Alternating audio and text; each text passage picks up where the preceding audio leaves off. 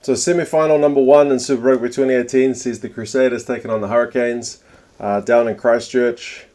Some people are calling this the true final because although it's number 1 against number 4 on the table in terms of points, it is team number 1 against team number 2.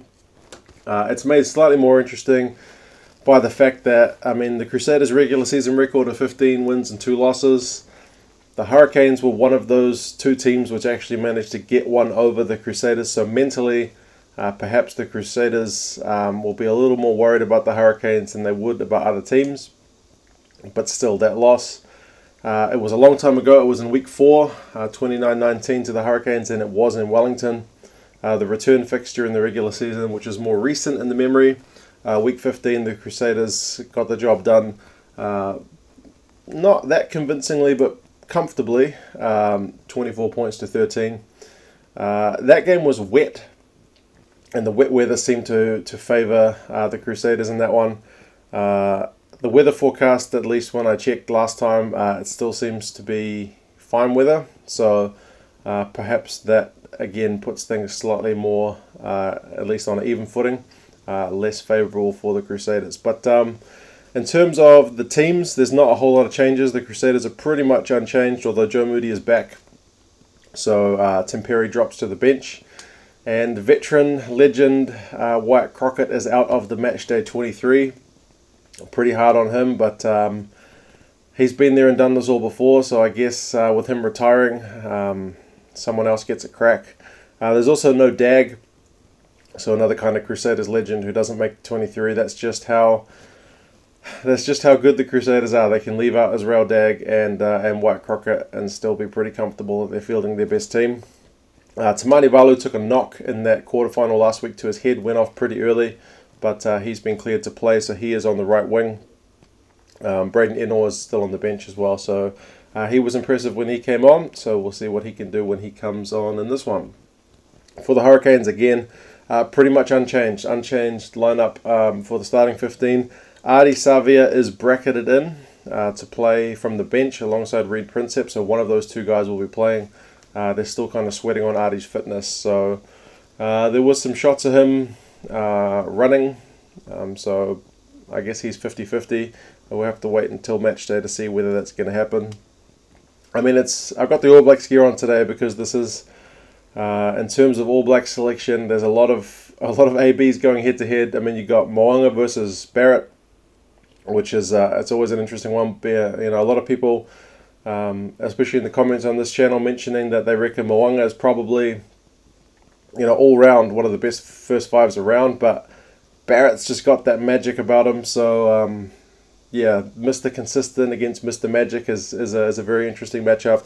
The midfield matchup of you know, Crotty and Goodhue against Laumape and Jordie Barrett, so another Barrett involved. Should be an interesting matchup.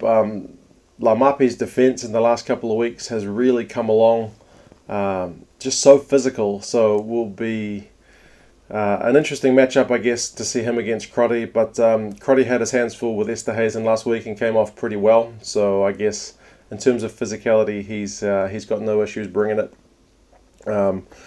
It's not supposed to rain, so hopefully it sticks that way. Like I said, the weather forecast is supposed to be good. The Hurricanes do have an extra day's rest, having played their quarterfinal on the Friday. They beat the Chiefs by 1 point, 31-32 in Wellington last week.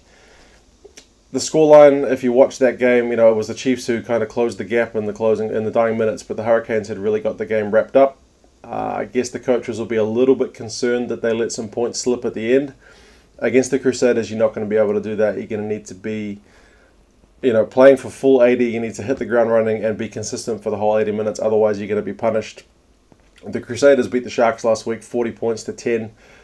Pretty comfortable victory in the end. I guess if there's another thing that's leaning towards the Hurricanes is that they've probably had a more kind of challenging run-in than what the Crusaders have had. So the Hurricanes, in theory, should already be playing at that top level. Although from last week, their game, like I said, when they led in points, it did still have some areas to improve. The Crusaders had the Blues in there last week, which was a pretty soft opponent, and then the Sharks, didn't bring their A game. So if anything, the Crusaders might need to lift their game if the Hurricanes really, you know, come out firing.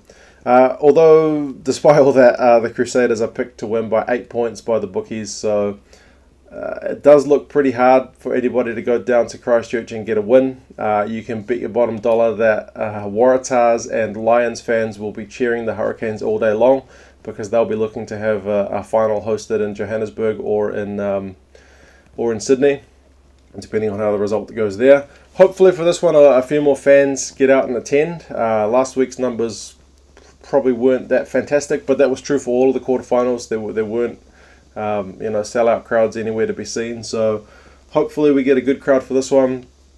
On paper, it's a very interesting matchup, so we'll see how things go. You let me know your guys' thoughts on the game, and I'll talk to you again soon. All right, see you later.